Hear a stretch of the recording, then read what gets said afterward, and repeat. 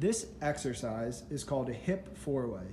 In reality, it's comprised of 4 separate exercises all combined into one. So the first thing that we'll do is have some resistance tied around one ankle. In this video, we'll be using a cable column, but at home you can use a TheraBand. The first thing that we'll do is move a little bit back away from the source of resistance so that there's some tension on the ankle. From here, facing forward, you will take the leg completely straight and extend it behind the body, making sure only to move from the hip and not from the low back. This specific motion is called hip extension. You will perform in a slow and controlled manner as many times as you've been told by your therapist.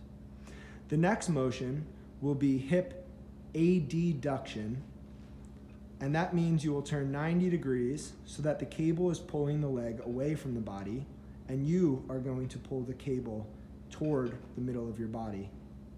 Make sure to keep the leg straight and move in a slow and controlled manner. You should feel the muscles here working on the inside of the thigh. Next, we will turn the body 90 degrees so that you are facing away from the source of resistance. This motion is called hip flexion.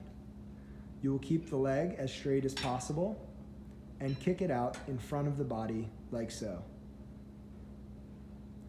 The next motion and the final motion is called hip abduction. For this motion, you will pull the leg away from the source of resistance with the resistance moving behind the stance leg. You will keep the leg as straight as possible and move solely from the hip using the muscles on the outside of the hip. Perform one, multiple, or all of these exercises as you've been directed by your therapist.